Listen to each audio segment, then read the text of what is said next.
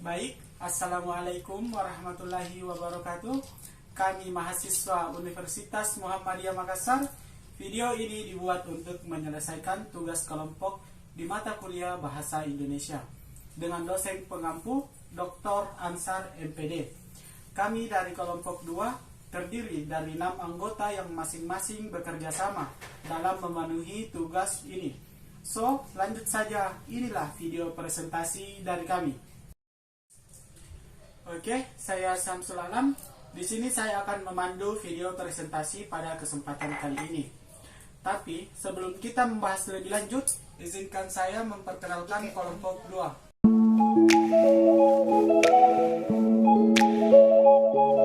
Pengertian penalaran. Pengertian penalaran adalah rangkaian kegiatan atau aktivitas berkapasitas secara sadar menerapkan logika untuk mencapai suatu kesimpulan atau pendapat baru dari satu atau lebih keputusan pendapat yang telah diketahui atau premis sehingga dapat mengambil keputusan. Dapat pula diartikan sebagai akal yang merupakan kapasitas secara sadar menerapkan logika dengan menarik sebuah kesimpulan dalam metodologi dari informasi baru atau yang sudah ada sebelumnya dengan menggunakan berbagai pola yang beragam bertujuan mencari kebenaran.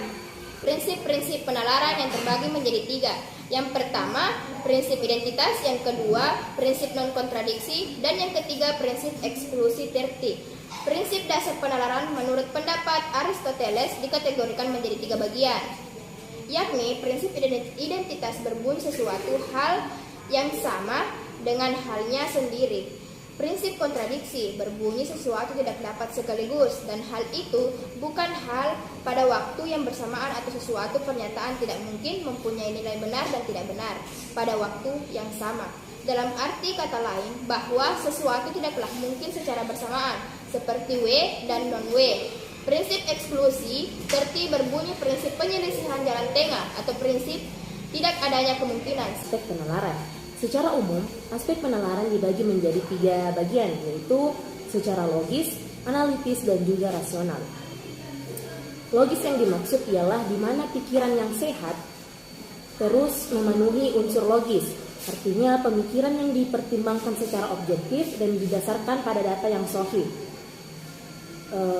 Analitis yang dimaksud ialah di mana pikiran yang sehat tidak terlepas dari adanya daya imajinatif dalam merangkai, menyusun, atau menghubungkan beberapa petunjuk kecerdikan pikiran ke dalam suatu keteladanan tertentu. Rasional yang dimaksud ialah di mana pikiran yang rasional menunjukkan bahwa apa yang sedang dinalar merupakan fakta atau kenyataan yang memang dapat dipikirkan secara mendalam. Metode penalaran. Metode penalaran eduktif diartikan sebagai metode yang dimulai dari hal-hal yang berlaku umum untuk menarik kesimpulan yang khusus. Penalaran induktif adalah dapat juga diartikan sebagai proses penalaran dari sekumpulan fakta, peristiwa, pernyataan tertentu untuk mencapai kesimpulan yang dapat menjelaskan fakta. Metode penalaran abduktif. Penalaran abduktif diartikan dengan kesimpulan untuk penjelasan abduktif berbeda dari induksi. Dari hasil pengamatan eksperimen dapat dan atau akan terjadi di mana saja. Penalaran ini dimulai dengan pengamatan atau serangkaian pengamatan dan kemudian mencari kesimpulan yang paling sederhana dan paling mungkin dari pengamatan. Syarat-syarat kebenaran dan dalam penalaran. Apabila seorang individu ingin melakukan penalaran, tentunya bertujuan untuk menemukan kebenaran. Kebenaran tercapai jika ketentuan-ketentuan dalam menalar sudah terpenuhi. Penalaran bertolak dari pengetahuan yang telah dimiliki suatu individu terhadap benar atau salah sesuatu.